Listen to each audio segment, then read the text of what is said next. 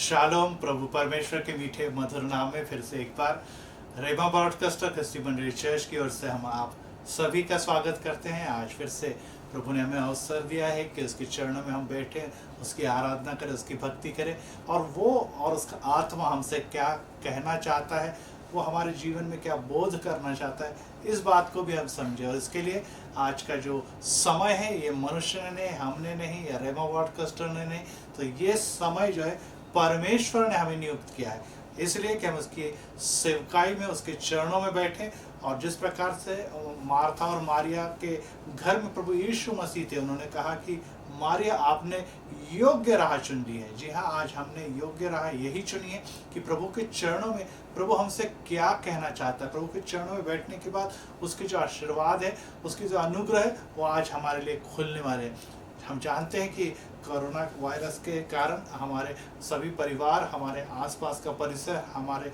सभी समुदाय, हमारे व्यवसाय, हमारा काम, हमारी नौकरी और सभी बातें जो है जीवन की, वो डिस्टर्ब हो चुकी हैं। और ऐसे समय में हमें यही सोचना है कि आने वाले दिनों में क्या होने वाला है। न सिर्फ भारत बल्कि विश्व के सभी राष्ट्र इस बात के पीछे पड़े हुए कि न जाने आने वाले दिनों में कौन सी अनहोनी बात घटने वाली है। क्योंकि अभी हम किसी भी बात को दावे के साथ नहीं कह सकते कि यही बात होने वाली है। ऐसे अनिश्चितता के वातावरण में एक ही सुनिश्चितता बची हुई है, और वो है प्रभु यीशु मसीह की वाचा, परमेश्वर की वाचा, जो कभी नहीं बदलने वाली। और उसने बहुत सारी बातें ऐसी कही है जो हमें यही बताती है कि वो अवश्य पूरी होगी।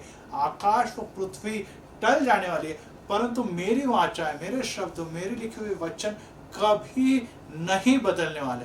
जी हाँ, इसलिए आज हम न बदलने वाली बातें, ऐसी कौन सी बातें हैं जो परमेश्वर ने, प्रभु यीशु मसीह ने आत्मा के द्वारा, वचनों के द्वारा हमें प्रकट की हुई है, उसी बातों पर आज हम अपना ध्यान केंद्रित करने वाले। और वो वाचा या वह शब्द ये है कि यस, यीशु कहता है कि मैं जल्द आने वाला हूँ। मैं जल्द ही आप सभी को ले जाने के लिए, विश्वासियों को ले जाने के लिए, कलीसिया को ले जाने के वाले, मंडली को ले जाने के लिए जल्द ही आने वाला हूँ। तो जी हाँ, आज अगर प्रभु आ रहा है, उस बात पर हम सब विश्वास रखते हैं और सभी चिन्ह हमें ये दिखाते हैं, तो आइए हम उसकी तैयारी करें। लेकिन इस वचन में आगे बढ़ने से पहले हम फिर से अपने मनों के दिल की तैयारी करें और फिर से अपने ध्यान इस गीत और वर्शिप के द्वारा प्रभु के महिमा की ओर लगाए। क्रिस्टी मंडली चर्च की ओर से ब्रदर अंबादास का एक सुंदर ऐसा अभी गीत प्रकाशित हुआ है और वो हम आपके सामने पेश कर रहे हैं। आप उस गीत के साथ निश्चित ही प्रभु की आराधना करेंगे और पवित्र आत्मा हमें वचनों की ओर लेके जाएगा। तो आइए यहाँ पर हम रुकते हैं, लेकिन आत्मा में, गीतों में आगे बढ़ते हैं। तो आइए हम गीत में आगे बढ़ने के लिए फिर से प्रभु परमेश्वर हमसे क्या आज कहता है, उसकी ओर ध्यान केंद्रित करें।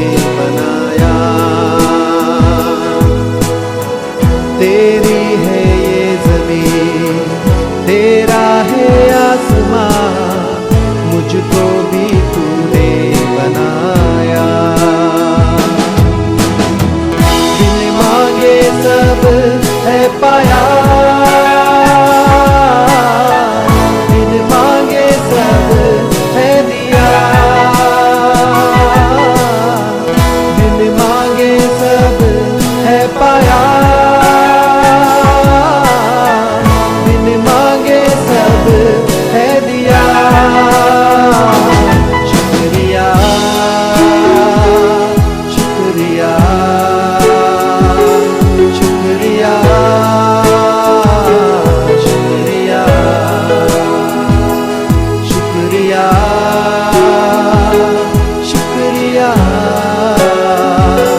शुक्रिया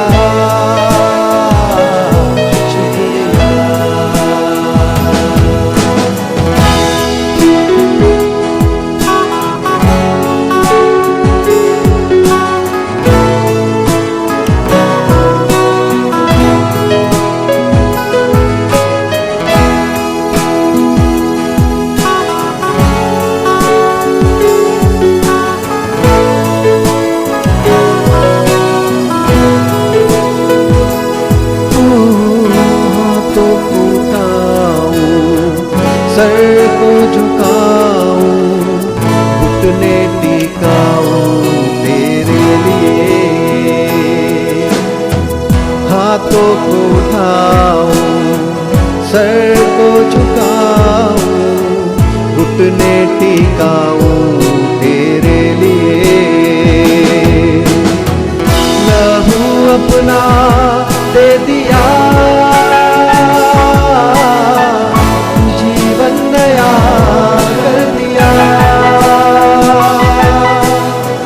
लहू अपना दे दिया, पापों से शुद्ध है किया। शुक्रिया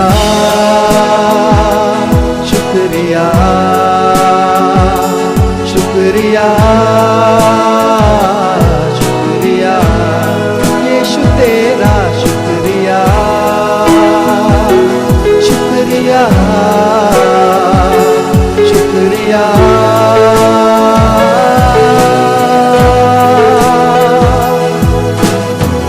तेरी है ये ज़मीन, तेरा है आसमां, मुझको भी तूने बनाया। ओ तेरी है ये ज़मीन, तेरा है आसमां, मुझको भी तूने बनाया।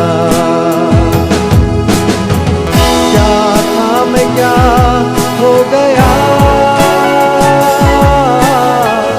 उद्धार मेरा हो गया। क्या था मैं क्या हो गया, उद्धार मेरा हो गया। शुक्रिया शुक्रिया शुक्रिया शुक्रिया यीशु तेरा शुक्रिया शुक्रिया शुक्रिया शुक्रिया शुक्रिया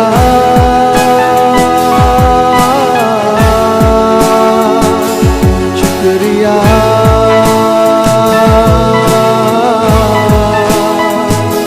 शुक्रिया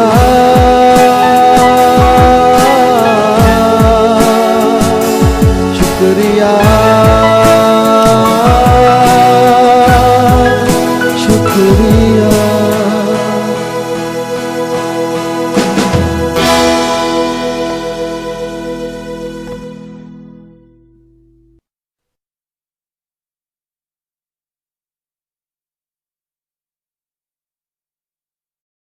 कि लोग सुस्त हो गए, फिर से ठंडे पड़ गए।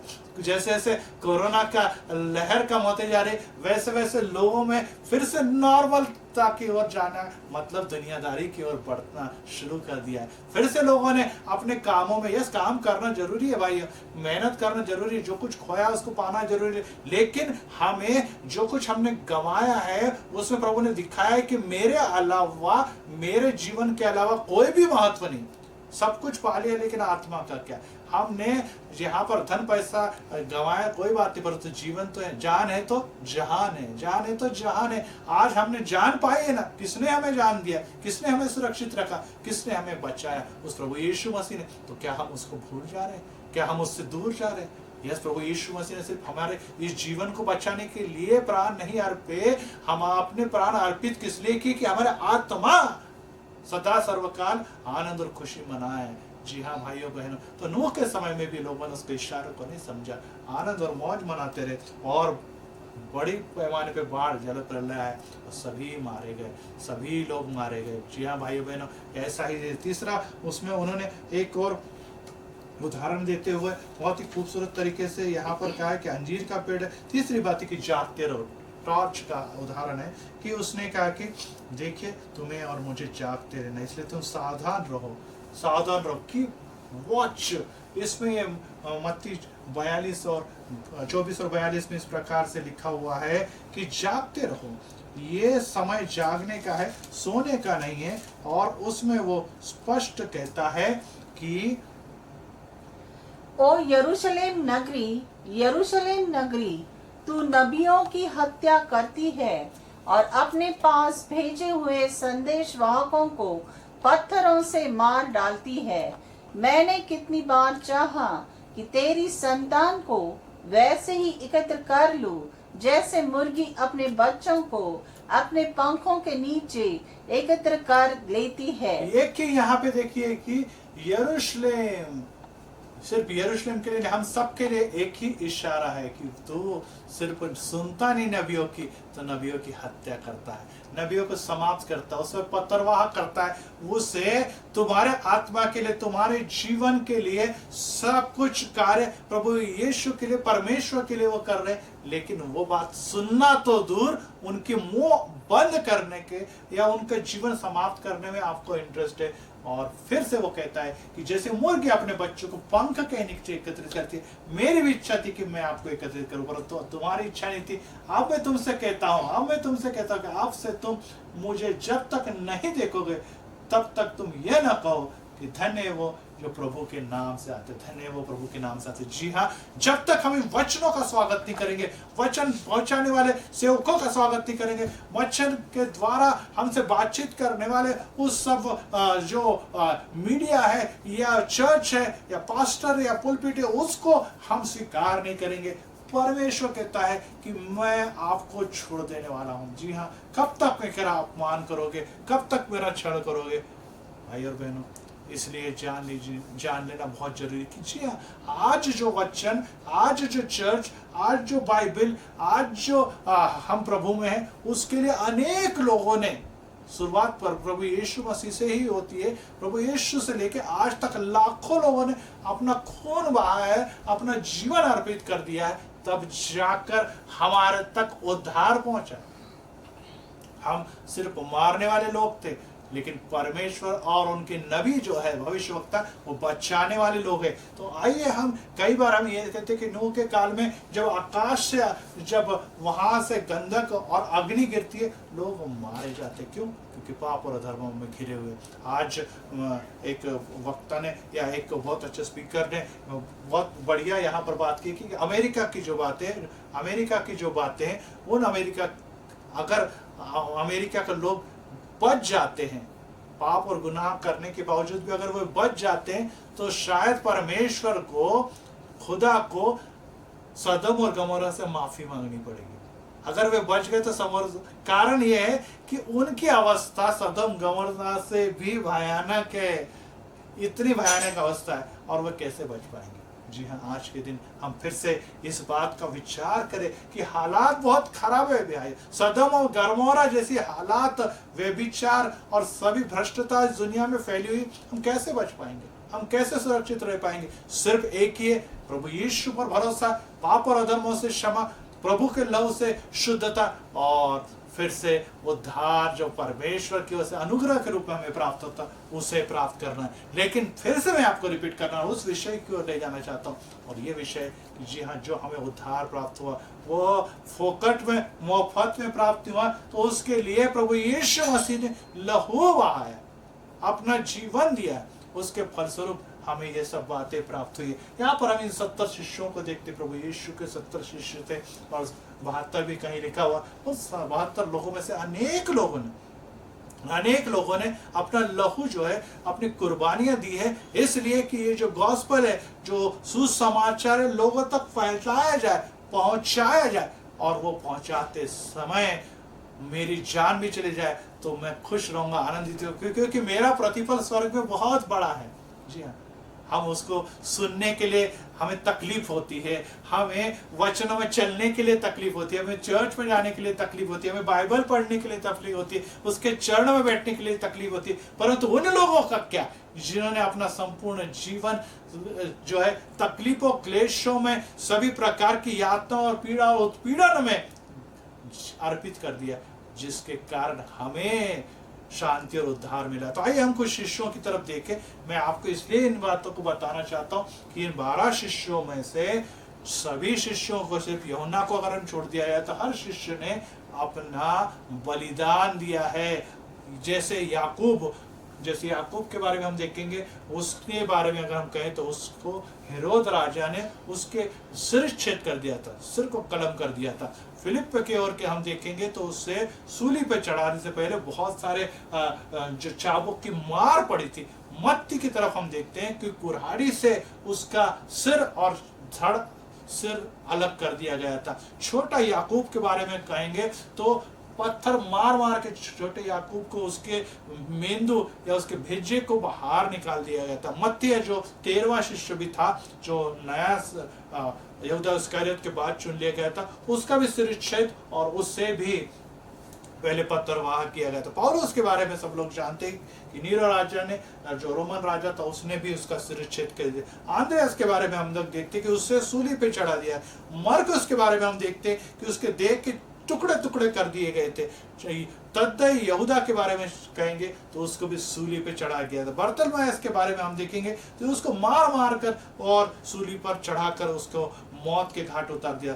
थोमा जो भारत में आया था, उसके बारे में हम कहेंगे कि वो पर्शिया में भाला उसको भोग कर या भाला के द्वारा छेद कर उसे मौत के घाट उतार दिया था। लूका जिसके बारे में अब हम इंजील में पढ़ रहे हैं, वो भी जैतून के पेड़ पर उसको फांसी लगा के मृत्यु दंड दिया था। और इससे सबसे पहले प्रभु यीशु मसीह को हमारे लिए मारा भी गया, छेदा भी गया, सूली पर भी चढ़ाया गया, अपमान भी किया, निंदा भी किया, उस खुदा को भी लोगों ने नहीं पहचाना। जी हाँ भाइयों बहनों, एक बड़ा इतिहास है और इस इतिहास को लिखा गया जो पवित्र शास्त्र में यहाँ पर प्रभु यीशु मसीह के वचन लाल अक्षरों में दिख रहे। जी हाँ, ये लहू से लिखे हुए वचन है। जी हाँ, लोगों के लहू के द्वारा लिखे हुए वचन आज हमारे चंगाई के लिए, प्रभु यीशु मसीह के लहू के द्वारा हमारे शुद्धिकरण के लिए आज हम तक पहुंचे। क्या हम आज भी इसको गंभीरता से नहीं लेंगे? क्या लहू का और बलिदान का आज हमारे जीवन में महत्व नहीं है?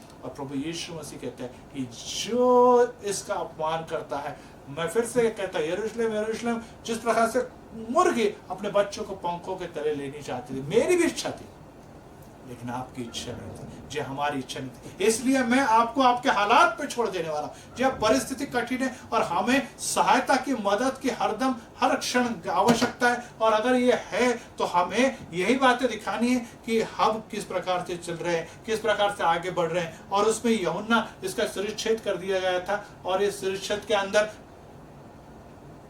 के अंदर जो है हमें ये बातें दिखाई दे रही है कि वो किस प्रकार से जीवन हमें दिखाई देता है। यहाँ पे प्रभु यीशु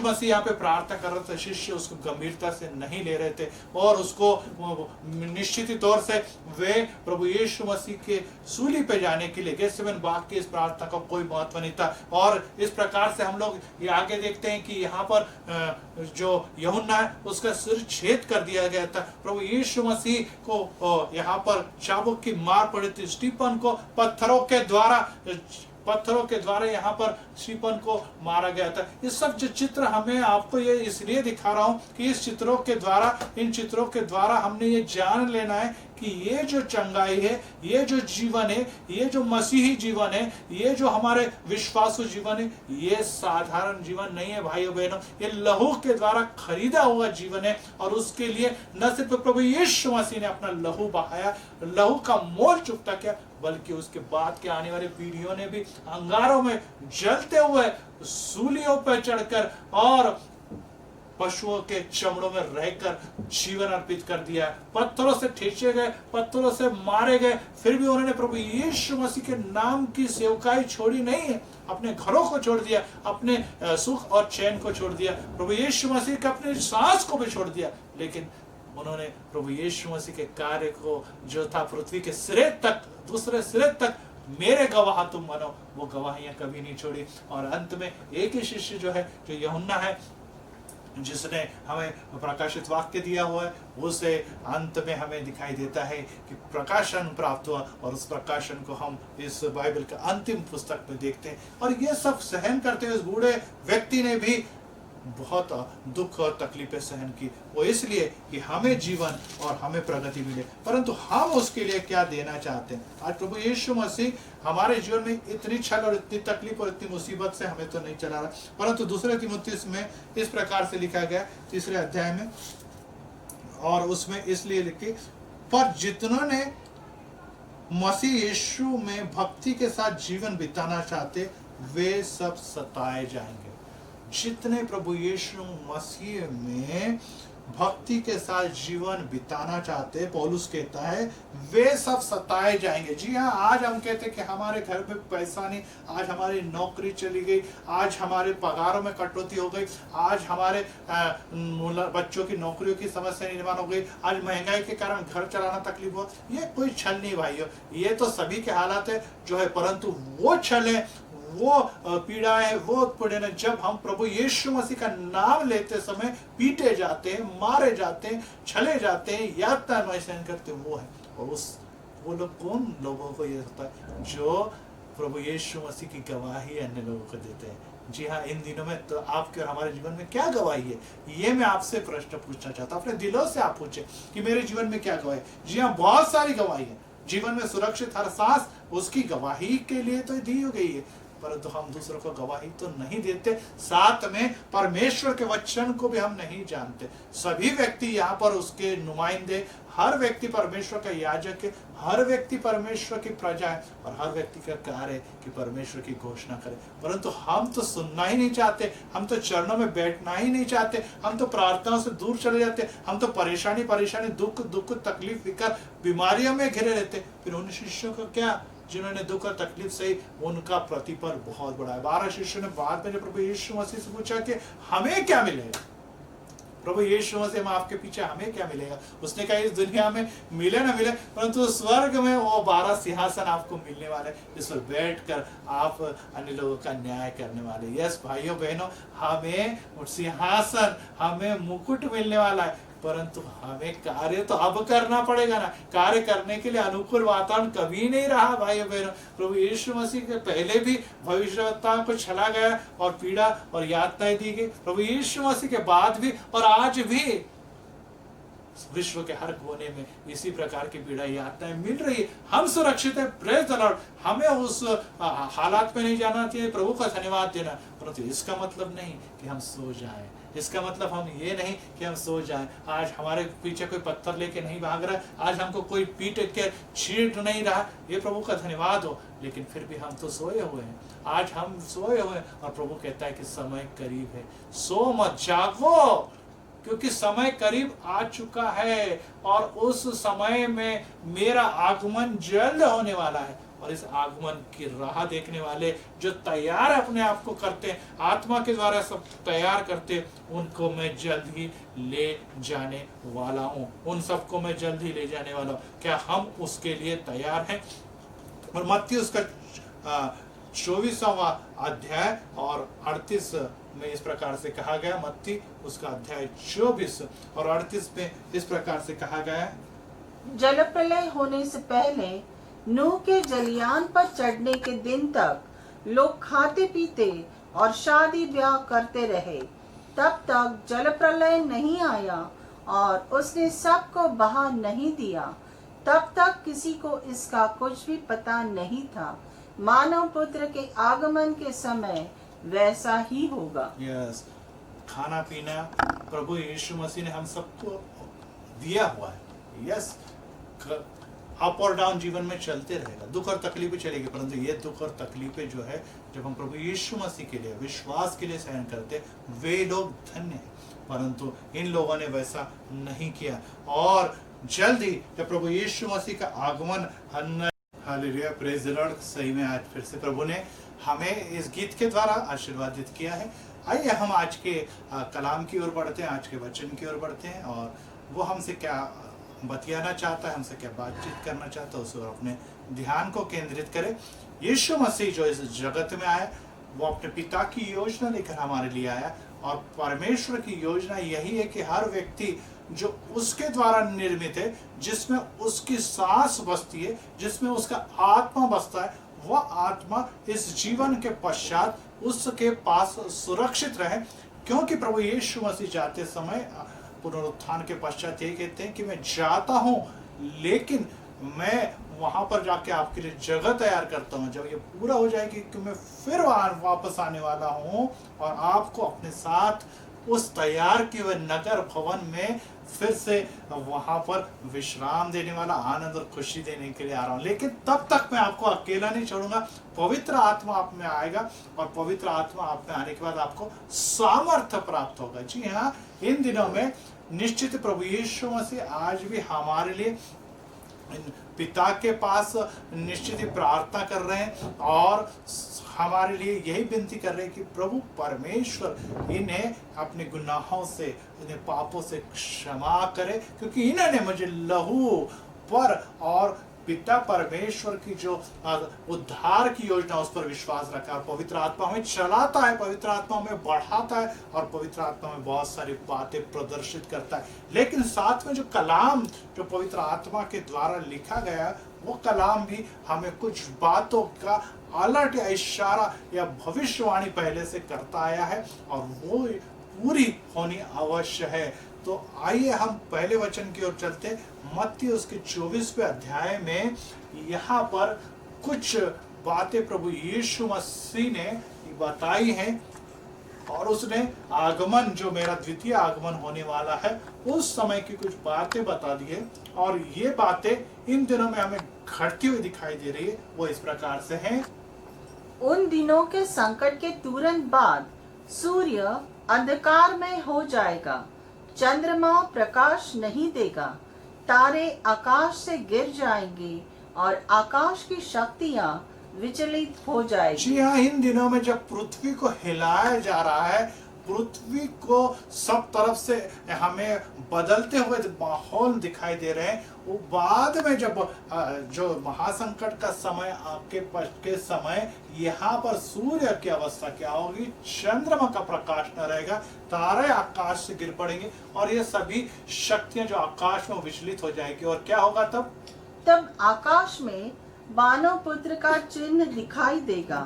पृथ्वी की समस्त जातियां छाती पीटेगी, और मानव पुत्र को सामर्थ्य और अपार महिमा के साथ आकाश के बादलों पर आते हुए देखेंगे। यस, यहाँ पर हमें एक बात दिखाई देती है कि प्रभु यीशु का जो द्वितीय आगमन है, उस समय ये सभी के सामने सभी लोगों को दिखाई देगा, और जो दुष्ट है, जिन्होंने अभी भी अपने अपराधों से, पापों से मन नहीं फिराया, वो जो अभी इन सब बातों को जो पवित्र शास्त्र में लिखी हुई है उसे झूठ मानते हैं या काल्पनिक मानते हैं, उन पर ये नौबत आने वाली है कि वो अपनी छाती पीटेंगे, और वो पश्चाताप करेंगे, और वो कहेंगे परमेश्वर हमें क्षमा कीजिए। लेकिन वो क्षमा का अवसर उनके हाथों से निकल चुका होगा। तब क्या होगा?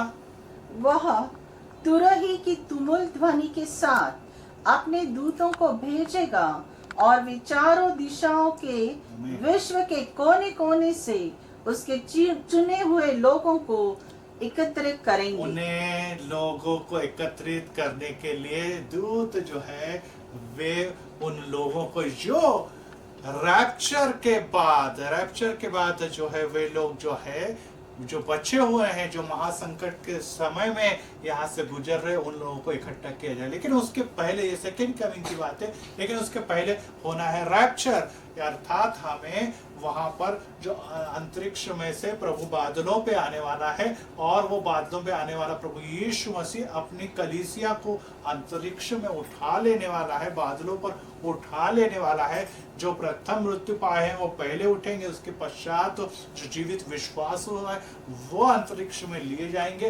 आकाश में उठा लिए जाएंगे, और ये है रैप्चर। उस समय प्रभु यीशु मसीह पृथ्वी पर पैर न रखते हुए अंतरिक्ष में रहेगा, बादलों पर रहेगा, और वहीं से उनके लोगों को, उसकी प्रजा को, उसकी मंडली को अंतरिक्ष में, आकाश में उठा लिया जाएगा। ये है रैप्चर। उसके साथ उसके पश्चात शुरू होगा सेकेंड कमिंग के पूर्व का महासंकट का समय, और जिसके बारे में अभी हमने पढ़ा कि लोग छाती पीटेगी, क्योंकि आकाश, पृथ्वी, ये सभी बातें चिन्ह बता रही है कि यस, जो कुछ पवित्र शास्त्र में लिखा हुआ, बाइबल में लिखा हुआ, सब बातें पूरी हो रही है। फिर भी लोगों ने विश्वास नहीं किया, फिर भी मन नहीं फिराया, अपने मनों को कठोर बनाए रहा।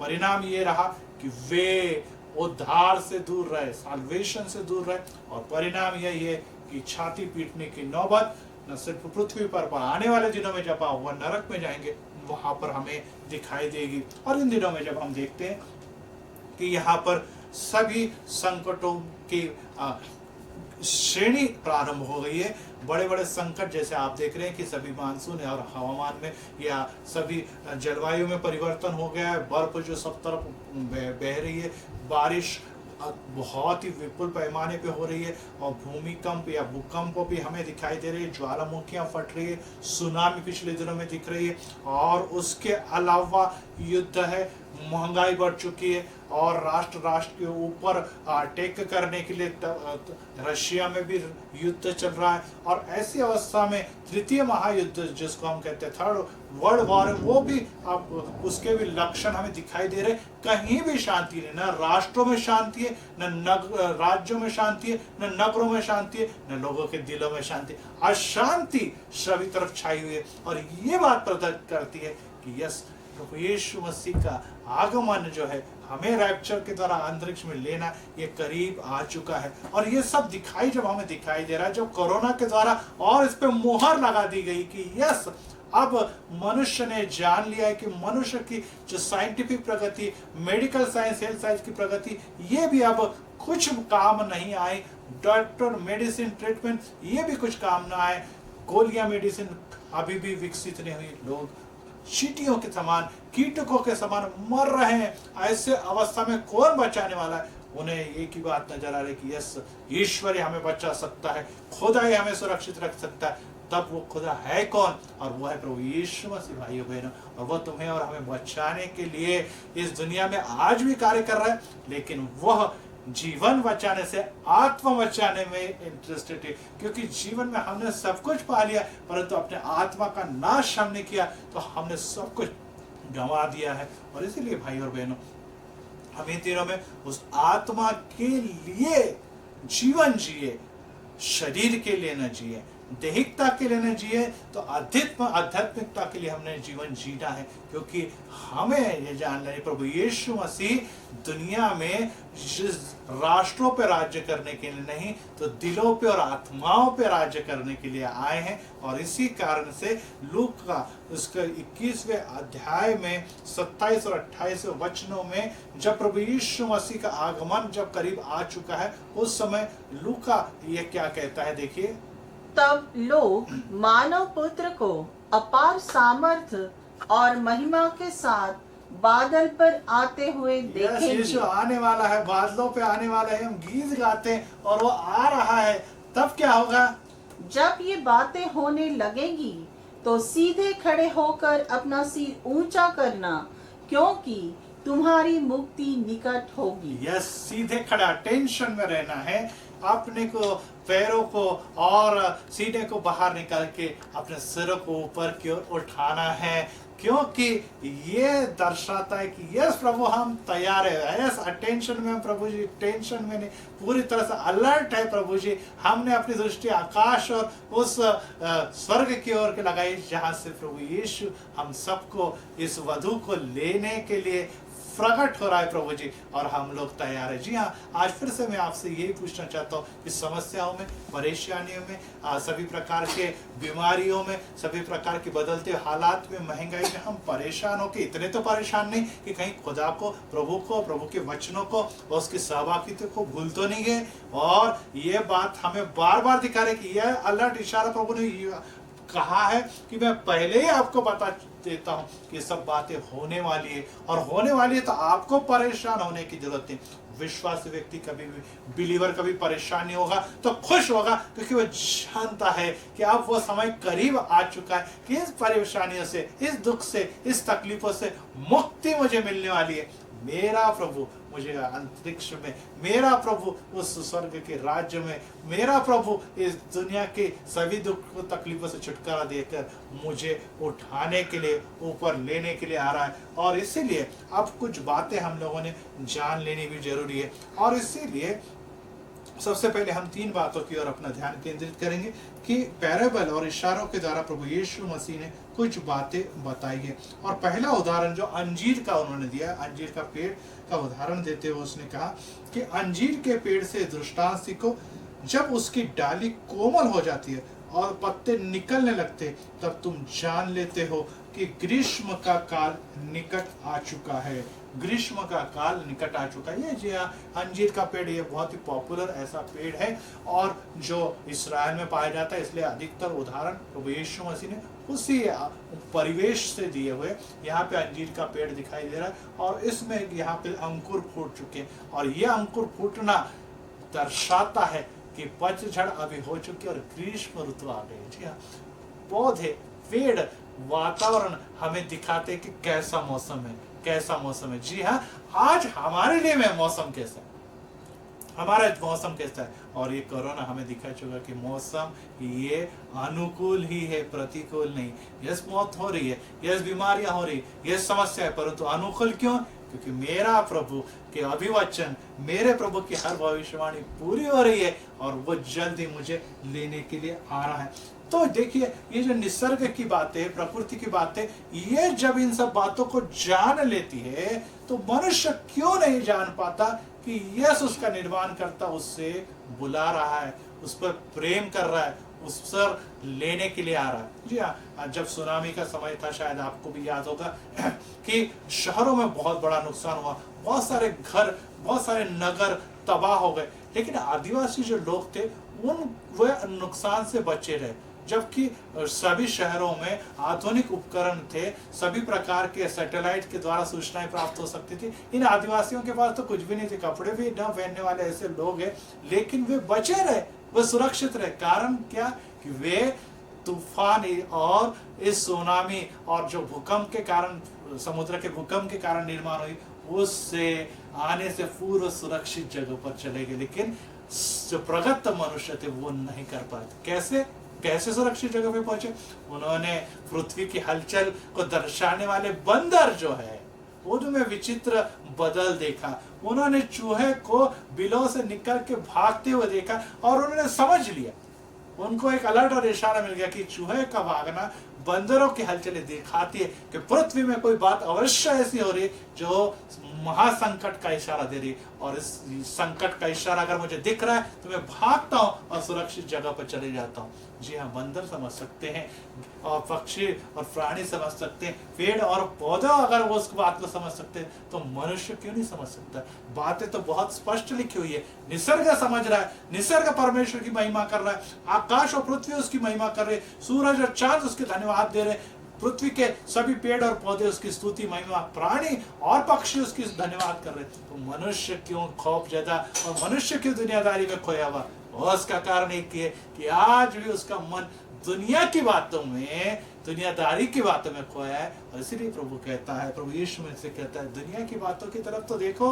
अंजीर के पेड़ से तुम इशारा समझना चाहते हो ना, तो समझ रहे हो ना, तो आप आकाश के इशारों को भी समझिए। और वो कहता है कि आकाश और पृथ्वी टल जाएंगे परंतु मेरी बातें कभी नहीं टलेगी। Praise the lord. आकाश टल जाएगी, पृथ्वी टल जाएगी, परंतु ये जो बातें जो बाइबल में लिखी हुई है वो कभी नहीं बदलने वाली, वो कभी नहीं टलने वाली।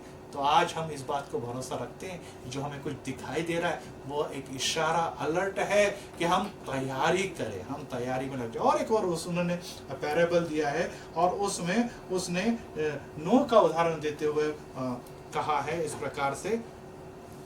मत्ती उसके 23वें अध्याय में नूह का उदाहरण देते हुए उसने स्पष्ट कहा है कि क्या होता है। जल प्रलय होने के पहले नूह के जलयान पर चढ़ने के दिन तक लोग खाते पीते और शादी ब्याह करते रहे, जब तक जल प्रलय नहीं आया और उसने सबको बहा नहीं दिया। तब तक किसी को इसका कुछ भी पता नहीं था। मानव पुत्र के आगमन के समय वैसा ही होगा। वैसा ही होगा। नूह के समय में लोग खा रहे थे, लोग पी रहे थे, शादी हो रही थी, ब्याह हो रहे थे, घर बनाए जा रहे थे, घर बसाए जा रहे थे, सभी प्रकार की उन्नति और प्रगति दुनियादारी की बातें उनके जीवन में थी। लेकिन उनके बातों में एक ही नहीं थे कि परमेश्वर का भविष्यवाणी जो नूह के द्वारा लोगों तक पहुंच रही थी, वो सुनने की तैयारी, वो सुनने ग्रहण करने की तैयारी उनमें नहीं थी। वे उसे मजाक में ले रहे थे। आज भी ऑनलाइन के द्वारा आज हर लोगों के, हर जाति तक, हर धर्म तक, हर कानों तक ये वाचा, ये शब्द पहुंच चुके कि प्रभु का आगमन, परिस्थिति के हालात यह दिखा रहे कि तैयारी में लगे, वचनों में बढ़े। लेकिन आज हम जब ऑनलाइन की तरफ जाते हैं तो हमें ऐसा दिखाई देता है नजदीक आने वाला है। और मत्ती 24 और 30 में हमें सभी बार बार इशारे दे रहा है, तो हम लोग उसके लिए तैयार हो जाएं, क्योंकि प्रभु ये कहता है कि तुरही के शब्द के साथ वो अपने दूतों को भेजेगा और आकाश के एक छोर से दूसरे छोर तक चारों दिशाओं से चुने हुए लोगों को इकट्ठा करेगा, चुने हुए लोगों को इकट्ठा करेगा। जी हाँ, हम और आप उस चुने हुए लोग जरूर हैं, हम और आप चुने हुए लोग जरूर है। लेकिन अंत तक जो विश्वास रखेगा उसको ही उद्धार प्राप्त होगा, वही बचाया जाएगा। और वो बचाए रखने के लिए हमें कुछ बातें करनी बहुत आवश्यक है। और इसीलिए प्रकाशित वाक्य के 7वें अध्याय के वचन 13 और 17 में इस प्रकार से लिखा हुआ है। प्रकाशित वाक्य उसका 7वां अध्याय और उसके पढ़ो। देखो, वही बादलों पर आने वाले हैं, सब लोग उन्हें देखेंगे, जिन्होंने उनको बेधा वे भी उन्हें देखेंगे, और पृथ्वी के समस्त कुल उनके कारण विलाप करेंगे। क्यों विलाप करेंगे भाइयों बहन? ये रोने का समय नहीं, खुशी का समय है। तो विलाप कौन करने वाले? आज जो विलाप कर रहे हैं, आज जो शोक कर रहे हैं, आज बहुत सारी बातों के लिए उन्हें दुख तकलीफ हो रही है, विशेष करके प्रभु यीशु मसीह को विश्वास रखते समय वे धन्य हैं, क्योंकि उनके आंसू तो पहुंच नहीं जाएंगे। परंतु विलाप कौन कर रहे हैं? जिन्होंने समय को, समय की नजाकत को, परमेश्वर के वचन को, भविष्यवाणियों को नहीं समझा, उसकी तरफ ध्यान नहीं दिया, दुनिया और दुनिया बारे की बातें प्राप्त करने में और उसी को जीवन मानकर उसी की आराधना करने में जीवन व्यतीत करने वाले लोगों को छाती पीटनी पड़ेगी और वे विलाप करेंगे। और प्रभु यीशु मसीह का आगमन ये निश्चित है, क्योंकि हर इशारा यही बता रहा है। तो हमें करना यह निश्चित है, आमीन। जो है, जो था और जो आने वाला है, वही सर्वशक्तिमान प्रभु परमेश्वर कहता है, अल्फा और ओमेगा मैं हूँ। आमीन। प्रभु यीशु का नाम है, जो है, जो आने वाला है, वो सर्वशक्तिमान प्रभु परमेश्वर कहता है कि अल्फा और ओमेगा, आरंभ और अंत में ही हो। तो अब सवाल ये आता है कि हमें जागना, अर्थात हमें जागरूक रहना मतलब करना क्या है? हमें इस प्रकार से प्रार्थना करते हुए उसकी राह देखना है। शिष्यों की तरफ हम बाजू में देख रहे हुए सो गए। जी हाँ, उस मूर्ख कुमारियों के जैसी उनकी अवस्था है, जो राह नहीं देख पाए, जो जाग नहीं पाए। वो नींद के आगोश में इतनी खो गई, या नींद मतलब देहिक बातें, देहिक बातों में इतनी खो गई कि वो सो गई। और प्रभु कब आया, दूल्हा कब आया और कब निकल गया, उन्हें पता ही नहीं लग चला। आज मैं फिर से आपको बता रहा हूँ कि रैप्चर में ऐसा ही होने वाला है। प्रभु आएगा, कुछ लोग उठा लिए जाएंगे, लेकिन कुछ सोते हुए रह जाएंगे। दूसरे दिन जब नींद खुलेगी तो देखेंगे लोग कहाँ चले गए, मेरे साथी कहाँ गए, मेरे घर के लोग चले गए, मेरे मंडली के लोग कहाँ गए, मेरे शहर के लोग कहाँ गए, और उन्हें समझ में नहीं आएगा कि वे कहाँ चले गए। लेकिन वो रैप्चर के द्वारा अंतरिक्ष में प्रभु यीशु के पास उठा लिए गए। तो जी हाँ, जागरूक रहते हुए, प्रार्थना करते हुए राह देखना है, क्योंकि राह देखने में ही और जागरूक रहने में ही हमारी भलाई है। दूसरी बात, जो वचन पवित्र शास्त्र में दिए हुए उसका चिंतन और मनन करना भी उतना ही जरूरी है, क्योंकि हमें इशारे समझने के लिए बाइबल निरंतर पढ़ना भी उतना ही अनिवार्य है। इसमें क्या लिखा हुआ है, ये क्या बातें बता रहा है, क्योंकि झूठे भविष्य वक्ता भी इन दिनों में खड़े हो गए और वो कहते हैं कि कुछ नहीं होने वाला है, कुछ बदलने वाला नहीं, आप चिंता ना करो, सब पे मेहरबानी होगी, सब पे अनुग्रह होगा, सब आकाश में लिए जाएंगे। नहीं भाइयों, प्रभु यीशु मसीह ने अपना लहू बहाया उन लोगों के लिए जो पापी है, परंतु उनको अगर पाप और अधर्म से छुटकारा मिला है कारण क्या है?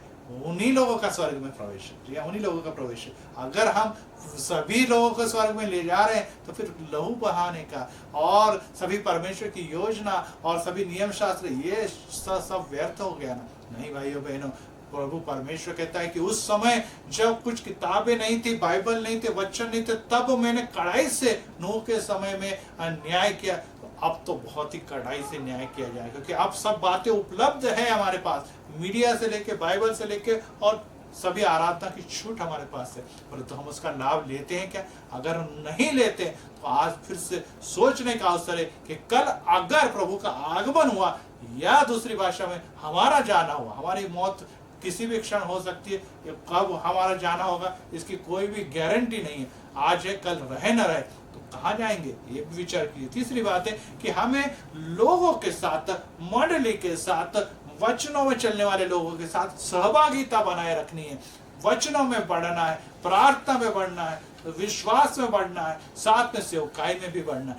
ये बढ़ना हमारा निश्चित है। हमारे जो किताबें अंतरिक्ष में लिखी जा रही, दूतों के द्वारा लिखी जा रही, उसमें कुछ बातों की नोंद या लेकिन हमारे नाम के आगे होने वाला। तीसरे और महत्वपूर्ण बात ये कि परमेश्वर की इच्छा, परमेश्वर की योजना मेरे लिए क्या है, ये मैंने जानी है या नहीं। मेरे लिए परमेश्वर के संकल्प निश्चित ही सभी प्रकार के आशीर्वादों के हैं, अहित के कभी भी नहीं, हितों के हैं। लेकिन ध्यान रखें, मैं परमेश्वर के लिए क्या करना चाहता हूँ, ये परमेश्वर हर व्यक्ति को बताना चाहता है कि निश्चित उद्देश्य लेकर इस दुनिया में हम जन्मे हैं, वो उद्देश्य हमारे द्वारा पूर्ण हो रहा है या नहीं हो रहा, ये जानना, ये कार्य में तब्दील करना, वो भी महत्वपूर्ण है। और सबसे महत्वपूर्ण है कि पापों से नफरत कीजिए। जी हाँ, पापों से नफरत कीजिए, क्योंकि हमारा जो पतन होने वाला है, वो पापों के द्वारा होने वाला है। और इसीलिए यशायाह कहता है कि पाप का वेतन मृत्यु है। और मृत्यु के बारे में क्या लिखा है? वह सदा के लिए मृत्यु को समाप्त कर देगा। प्रभु स्वामी सबकी आंखों के आंसू पोंछ डालेगा। ये मृत्यु कौन सी है भाइयों बहनों? ये मृत्यु जो है वो विश्वासियों की मृत्यु। उन्होंने जीवन के अंत सांस तक प्रभु यीशु मसीह को कभी नहीं ठुकराया, उनकी सेवकाई करते रहे, उसके विश्वास में बने रहे, उसके उद्धार में बने रहे। और ऐसे लोग अगर रो रहे हैं, तकलीफ में, तो प्रभु उनके आंसू एक दिन अंतरिक्ष में, स्वर्ग में पहुंचने वह वाले। अपने नीच लोगों के कलंक को समस्त पृथ्वी से दूर कर देगा। प्रभु ने यह कहा है। यह कहता है कि ये अपने लोगों के जो कलंक है, दुनियादारी ने उनको कलंक लगाया, दोष लगाया, पापी का धिटकारा, उसको तुच्छ जाना, परंतु परमेश्वर कहता है कि ये सभी कलंक मैं उनके जीवन से दूर कर देने वाला। इसलिए पापों से नफरत करना और वचनों में प्रभु से प्रेम करना, ये भी अनिवार्य है। और सबसे महत्वपूर्ण बात है कि प्रभु यीशु मसीह का लहू आज भी हमारे लिए और आपके लिए कार्यरत है। और वो लहू का महत्व हमने जान लेना है। वो लहू आज हमारे लिए कार्यरत है। वो लहू लेकर प्रभु यीशु मसीह पिता के सामने जाकर आज भी हमारे लिए प्रार्थना करती है, परमेश्वर ये इसने गलतियां की, इसने पाप किया, लेकिन आज उसने क्षमा मांगी और मेरे जो अर्पण किए हुए उस मेमने के लहू पर विश्वास रखा है। और वो ये कहता है कि इस लहू के द्वारा मुझे क्षमा मिले। प्रभु मुझ पर अनुग्रह कीजिए, मुझ पर दया कीजिए। इसलिए पिता इन्हें क्षमा करे और हमारे अधर्म पापों को हमारे से दूर कर दिया जाएगा। हमें शुभ्र और स्वच्छ दिल, दिमाग और शरीर, जीवन दिया जाएगा। और ये सब कार्य प्रभु 24 आवर्स कर रहा है। पिता आज भी 24 आवर्स कर रहा है। हम कितने आवर्स परमेश्वर के लिए सेवकाई में लगाते हैं? जी हाँ, ये भी विचार करना बहुत है कि समय जैसे जैसे करीब आएगा, हमें सेवकाई में, प्रार्थना में, विश्वास में आगे आगे बढ़ना है, निरंतर आगे बढ़ना है। और इसीलिए परमेश्वर का वचन कहता है, और प्रकाशित वाक्य के पहले अध्याय के 3 वचन में, धन्य है वे जो इस भविष्यवाणी के वचन को पढ़ता है और वे जो सुनते हैं और उसमें लिखी हुई बातों को मानते हैं, क्योंकि समय निकट है। फिर से मैं आपको बताना चाहूंगा कि धन्य है वे जो भविष्यवाणी के वचन को पढ़ता है। जी हाँ, आज हम भविष्यवाणी के वचनों को पढ़ रहे हैं। आज हमारे कानों तक वो आ रहे हैं, जिसको कान है वो सुने। और वो वचन यही कहता है कि वे सुनते हैं और लिखी हुई बातों को मानते भी है। जी हाँ, आज हमने सुना, एक कान से सुना, दूसरे कान से निकाल के नहीं चलेगा। उसे मानना है, उसे जानना है, उसका अनुभव लेना है और उस पर चलना है। और क्यों? क्योंकि समय निकट है, समय निकट है। और ऐसा ना हो जैसा अब होने वाला है। प्रकटीकरण इसके 6 अध्याय में लिखा हुआ है, पृथ्वी के राजा, सामंत, सेनापति, धनवान और शक्तिशाली लोग, दास और स्वतंत्र व्यक्ति, सब के सब पहाड़ों की गुफाओं और चट्टानों में छिप गए। जी हाँ, ये चट्टानों में, गुफाओं में राजा महाराजा जो आज खुलेआम घूम रहे और सभी पर राज्य कर रहे हैं, धनवान सेनापति जो दुनिया को गुलाम और दुनिया को तलवार पे और अधिकार से चलाते हैं, वे स्वतंत्र व्यक्ति जो कहते हैं हमारे जैसा कोई नहीं, वे सब छुप गए चट्टानों में, गुफाओं में। और क्यों? और वे पहाड़ों और चट्टानों से बोल उठे, हम पर गिर पड़ो और सिंहासन पर विराजमान की दृष्टि से और मेमने के क्रोध से हमें छिपा लो। जी हाँ, मेमने का क्रोध, प्रभु यीशु मसीह का क्रोध, परमेश्वर का क्रोध का समय, न्याय का समय निकट आया बहनों। और भाइयों बहनों, ये हमने जान लेना है कि वो क्रोध से बचने के लिए आज हमें देखना है कि प्रभु यीशु मसीह का लहू जो हमारे लिए आज भी कार्यरत है, उसका बलिदान, उसका उद्धार का मार्ग आज भी हमारे लिए खुला है, उसको हम अपनाएं। क्योंकि रैप्चर जल्द होने वाला है, प्रभु अंतरिक्ष में से आने वाला है, हमें बादलों पर ले जाने वाला है और उसकी मंडली, उसकी वधु और इस मेमने का विवाह उस अंतरिक्ष में होने वाला है, उस स्वर्ग में होने वाला है। उसके बाद प्रभु अपने लोगों के साथ फिर से वापस आने वाला है, जिसको सेकंड कमिंग कहते हैं, और वो इस नए यरूशलेम के साथ इस पृथ्वी पर अपने नुमाइंदों के साथ, अपने लोगों के साथ राज्य करने वाला। क्या हम उस राज्य में प्रवेश करना चाहते? क्या हम उस राज्य में प्रभु के पीछे पीछे आना चाहते? उस राज्य के आनंद और सुख का अनुभव लेने चाहते?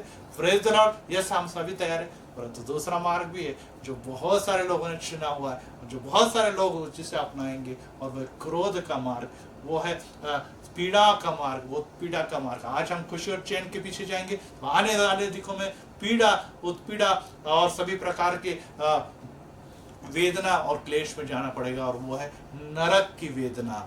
इससे अगर हम बचना चाहते हैं तो आज ही प्रभु को अपनाएं, प्रभु के पीछे जाए। आइए हम प्रार्थना करें और फिर से प्रभु के आगमन का स्पष्ट वचन, स्पष्ट इशारा, अलर्ट हमारे सामने जो आया है उसको समझे और अपने मनों से, दिलों से प्रभु के इस वचन को पढ़े और प्रार्थना करें। प्रभु जी, हम धन्यवाद देते हैं कि आज के सुंदर समय में, आज के स्पष्ट वचनों के द्वारा आपने हमें फिर से बोध किया, फिर से इशारा किया कि पृथ्वी के सभी प्राणी, सभी आकाश में उड़ने वाले पंछी, सभी पेड़ और पौधे, सूर्य और पृथ्वी मेरी वचन सुनते हैं, मेरी आज्ञाओं को मानते हैं, मेरे इशारे को समझते हैं। और मैं फिर से आपसे जो बातें कर रहा हूं, क्या तुम मेरी आवाज को नहीं सुन सकते? जी हाँ, हमें कान है, हमें दिल है, हमें सब कुछ दिखाई दे रहा है, लेकिन प्रभु यीशु, हम दुनिया की बातों में, दुख और तकलीफ में, निराशाओं में और सुख और चैन और दुनियादारी में इतने खोए हुए कि हम जो भी इशारा प्रभु जी आप दे रहे हैं उसे नहीं समझते।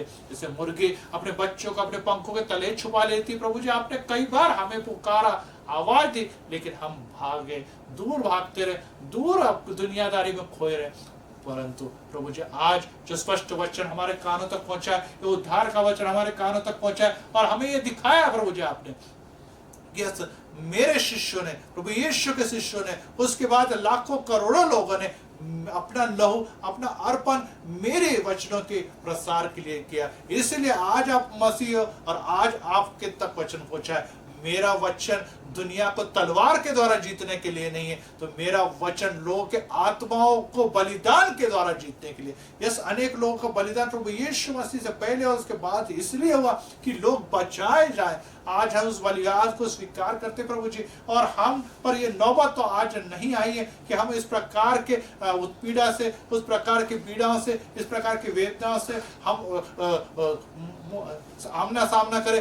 परंतु प्रभु यीशु अगर ये सब नौबत आ भी जाती है तो भी हम इसके लिए तैयार रहे। इसलिए प्रभु आपने हमें इशारा दिया, और ये सब कार्य क्षण इन दिनों में शुरू हो चुका है। पीड़ा, उत्पीड़ा, यातना ये प्रारंभ हो चुकी है। न घबराना, हमें घबराना नहीं प्रभु जी, क्योंकि प्रभु यीशु आपने कहा कि छल करने वालों को के लिए भी प्रार्थना करो। यस, क्योंकि वो भी निश्चित आत्मा के द्वारा निश्चित बदले जाएंगे और बचाए जाएंगे। रोमन लोगों ने प्रभु यीशु आपको मारा, परंतु आज रोमन कैथोलिक के तौर पर आज संपूर्ण दुनिया में रोम के द्वारा एक महान बड़ा कार्य हुआ है भाइयों।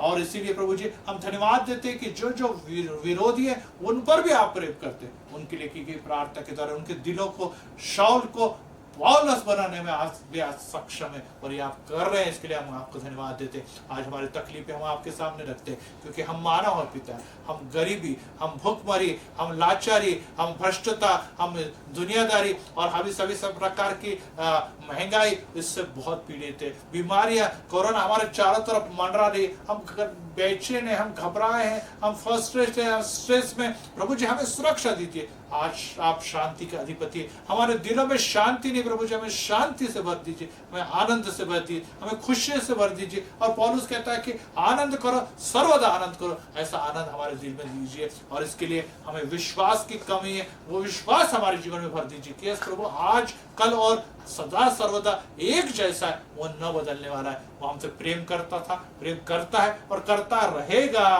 क्योंकि वो हमें अपना पुत्र, वो अपनी कन्या कहता है। हमें दुखी वो देख नहीं सकता है, हमारी वाचा, हमारी प्रार्थना को सुनता है, परंतु हम उसके चरणों में बैठ के उसकी प्रार्थना करने वाले, उसके पसंदीदा लोग, उसके सेवक, उसके दास बने, ये उसकी इच्छा है। और इसीलिए प्रभु जी उस वचनों के हिसाब से, उस प्रार्थना में, उस विश्वास में हमें बनाए रखिए, उससे हमें आगे बढ़ाइए। दुनियादारी की परेशानी कुछ समय, कुछ साल है, उसके बाद हमें आनंद है क्योंकि हमारा आंसू, हमारा खुदा, हमारा यीशु पोंछ देने वाला है। और वहां पे ना तो कोई रोग है, ना तो कोई बीमारी है, ना उस दिन है, वहां रात है, वहां पर हम अपने प्रभु के साथ आनंद मनाएंगे। और ये दिन जब करीब आ रहा है, हम तैयार रहे, हम जागरूक रहे, इस सज्ज रहे। इसलिए सज्जता का आत्मा, जागृति का आत्मा हमें दीजिए। धन्यवाद देते प्रभु जी कि आज फिर से आपने हमारे दिलों में कार्य किया। प्रभु यीशु के मीठे और मधुर नाम से मांगते हैं, सुनो और ग्रहण कर। आमीन, आमीन।